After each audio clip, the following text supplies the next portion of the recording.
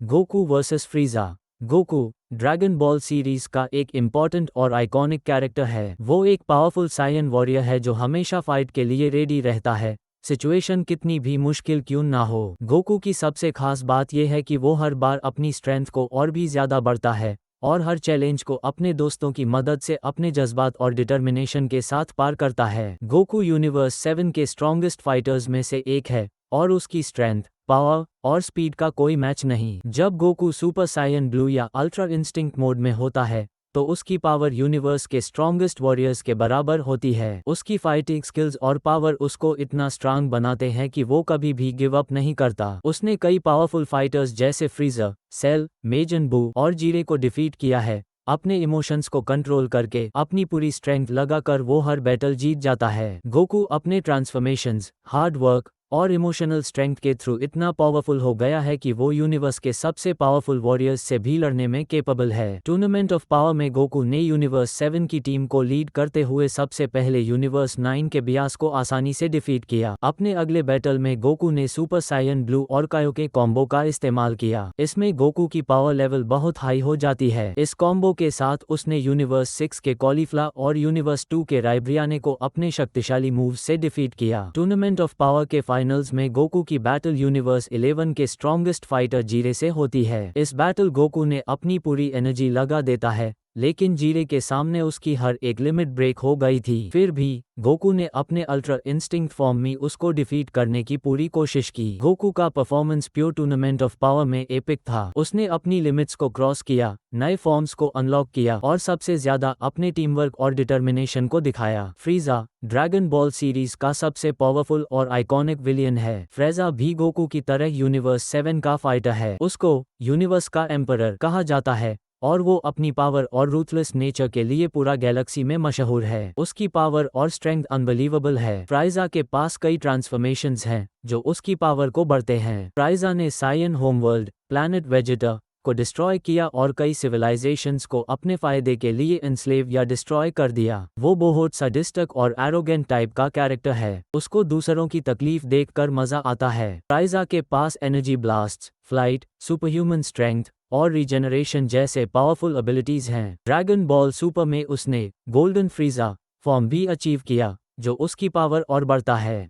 फ्रेजा जब प्लैनेट वेजेटा पर था तो उसने वहां किंग वेजेटा को इजीली डिफीट कर दिया था। फ्राइजा का परफॉर्मेंस टूर्नामेंट ऑफ पावर में काफी इंप्रेसिव था। उसने अपने पावर, स्ट्रेंथ और अलग अलग फॉर्म्स से कई फाइटर्स को इजीली डिफीट किया। टूर्नामेंट ऑफ पावर्स में फ्राइजा का पहला बैटल यूनिवर्स 6 के फ्रॉस्ट से होता है। बैटल में फ्राइजा ने अपने सुपीरियर स्ट्रेंथ और स्किल का इस्तेमाल करते हुए फ्रॉस्ट को डिफीट कर दिया। फ्रॉस्ट की स्ट्रैटेजी फेल हो गई और फ्राइजा ने उसको एलिमिनेट कर दिया। इसके बाद फ्राइजा ने यूनिवर्स 4 के मेगेटा और यूनिवर्स 11 के डिस्पो को डिफीट कर फाइनल्स में अपना जगह बनाया। फाइनल्स में फ्राइजा ने गोकू और एंड्रॉयड 17 के साथ मिलकर पावरफुल जीरे को एलिमिनेट किया और यूनिवर्स 7 को जीत दिलाया।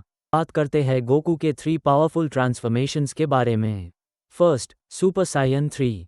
ये एक एडवांस फॉर्म है जो ड्रैगन बॉल जेड के मेजन बू आर्क में पहली बार दिखाया गया था।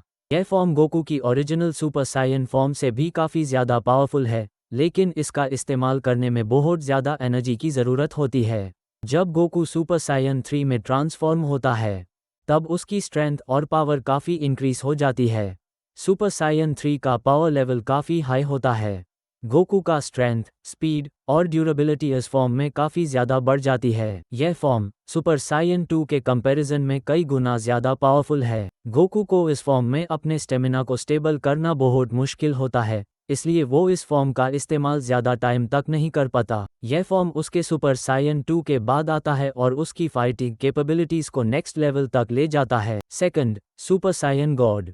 ये फॉर्म गोकू को एक नए पावर लेवल की ताकत देता है जिससे वो अपने प्रीवियस फॉर्म्स से काफ़ी ज़्यादा पावरफुल हो जाता है। सुपर साइयन गॉड बनने के लिए गोकू को 5 प्योर हार्टेड साइयन की एनर्जी चाहिए होती है। इसके लिए गोकू को गोहन, वेजेटा, ट्रंक्स, गोटन और पन से एनर्जी मिलती है। इस प्रोसेस में गोकू 5 साइयन से अपनी एनर्जी को अब्जॉर्ब करता है और फिर जाकर गोकू सुपर साइयन गॉड में ट्रांसफॉर्म होता है। Super Saiyan God form Goku को बहुत ज़्यादा फिजिकल स्ट्रेंथ और स्पीड देता है, जो उससे पावरफुल वॉरियर्स से लड़ने में मदद करता है। ये फॉर्म सुपर साइयन ब्लू तक पहुंचने का पहला कदम था, जो बाद में गोकू ने सुपर साइयन गॉड की एनर्जी और सुपर साइयन की पावर को कंबाइन करके अचीव किया। सुपर साइयन गॉड गोकू की जर्नी का एक इम्पॉर्टेंट पार्ट है, जो उससे ज्यादा पावरफुल और गॉड लाइक एबिलिटीज देता है। Third, ultra instinct. Ultra instinct Goku का सबसे पावरफुल और एडवांस ट्रांसफॉर्मेशन है, जो ड्रैगन बॉल सुपर में उसकी डेवलपमेंट का पीक है। यह फॉर्म एक यूनिक टेक्निक है जो गोकू को अपने बॉडी को इंस्टिंक्टिवली चलने की एबिलिटी देता है,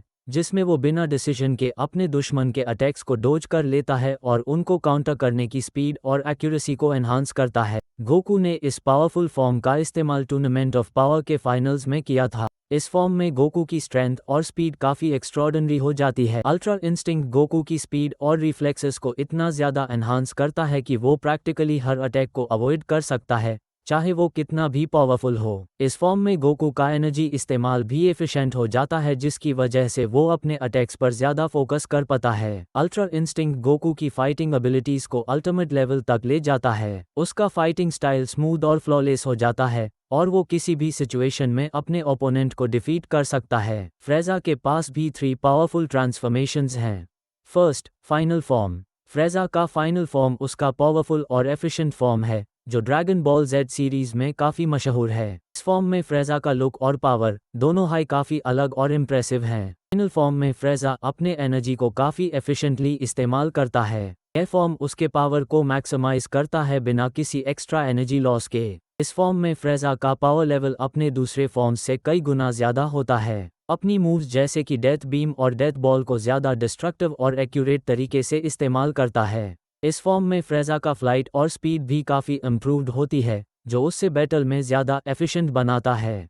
फ्रेजा का फाइनल फॉर्म उसका अल्टीमेट ट्रांसफॉर्मेशन है, जो उससे काफी पावरफुल और डेंजरस बनाता है। यह फॉर्म उसका मैक्सिमम फाइटिंग पोटेंशियल दिखाता है और उसकी पावर को बूस्ट करता है। Second, golden Frieza. Golden Frieza Dragon Ball Super के एक आइकॉनिक ट्रांसफॉर्मेशन है, जो फ्रेजा ने अपने ट्रेनिंग के बाद अचीव किया। यह फॉर्म उसकी पहले की फॉर्म्स जैसे कि फ्रेजा की नॉर्मल फॉर्म और फाइनल फॉर्म से काफ़ी ज़्यादा पावरफुल है।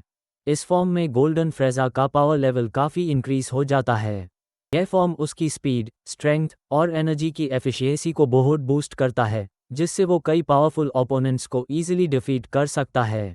जब फ्रेजा ने इस फॉर्म को पहली बार इस्तेमाल किया, तो वो सुपर साइयन ब्लू गोकू और वेजेटा के अगेंस्ट भी काफ़ी पावरफुल दिखाई दिया। इस फॉर्म का ट्रांसफॉर्मेशन ने उसकी बैटल एबिलिटीज़ को सुपर साइयन ब्लू लेवल तक एनहांस किया था और इसलिए वो ज़्यादा डेंजरस हो गया। उसने अपनी पावर्स को एफिशिएंट बनाया, लेकिन स्टेमिना की कमी के वजह से वो लंबे फाइट्स में स्ट्रगल करता है। Third, black Frieza. Black Frieza Dragon Ball Super में फ्रेजा का एक और पावरफुल फॉर्म है, जो रिसेंटली मांगा में इंट्रोड्यूस किया गया था। ये फॉर्म फ्रेजा की पावर लेवल को गोल्डन फ्रेजा से भी ज्यादा बूस्ट करता है। ब्लैक फ्रेजा का पावर लेवल गोल्डन फ्रेजा से काफी ऊपर है। ये फॉर्म फ्रेजा की बॉडी को काफी पावरफुल और फास्ट बनाता है और उसके अटैक्स भी ज्यादा डिस्ट्रक्टिव होते हैं। ड्रैगन बॉल सुपर मांगा के रीसेंट चैप्टर्स में ब्लैक फ्रेजा ने अल्ट्रा इंस्टिंक्ट लेवल के फाइटर जैसे कि गोकू और वेजेटा को भी इजीली डिफीट किया। इससे ये क्लियर होता है कि ब्लैक फ्रेजा का पावर लेवल अब उन सब से काफ़ी ज़्यादा हो गया है, जो पहले उसको मैच करते थे। ब्लैक फ्रेजा का स्पीड और स्ट्रेंथ काफ़ी सुपीरियर है। उसका एक अटैक, फ्राइज़र्स ब्लैक डेथ बीम, बहुत पावरफुल है और वो इस फॉर्म में इजीली अपने ओपोनेंट्स को डिफीट कर सकता है। इस फॉर्म में ब्लैक फ्रेजा ने अपने प्रीवियस फॉर्म्स की लिमिटेशंस को दूर किया, जिसमें स्टेमिना और पावर की कमी थी। अभी तक हम सब ने गोकू और फ्रेजा की पावर, स्ट्रेंथ, एबिलिटीज और ट्रांसफॉर्मेशंस को देखा है, जिससे हमें पता चला कि दोनों अपने लेवल पे बहुत ज़्यादा पावरफुल हैं। गोकू का अल्ट्रा इंस्टिंक्ट फॉर्म फ्रेजा के गोल्डन और फाइनल फॉर्म को ईजिली डिफीट कर देगा, लेकिन ब्लैक फ्राइज़र गोकू को अच्छी टक्कर दे सकता है। गोकू के पास फ्रेजा के मुकाबले ज़्यादा पावर्स, एबिलिटीज और ट्रांसफॉर्मेशंस होने के कारण मेरे हिसाब से इस इंटेंस बैटल का विनर गोकू होगा। तुम सब कमेंट करके ये बताओ कि तुम्हारे नज़र में असली विनर कौन है, गोकू अल्ट्रा इंस्टिंक्ट या ब्लैक फ्राइज़र। मैं मिलता हूँ तुमसे अगली बार किसी नई वीडियो में। तब तक के लिए।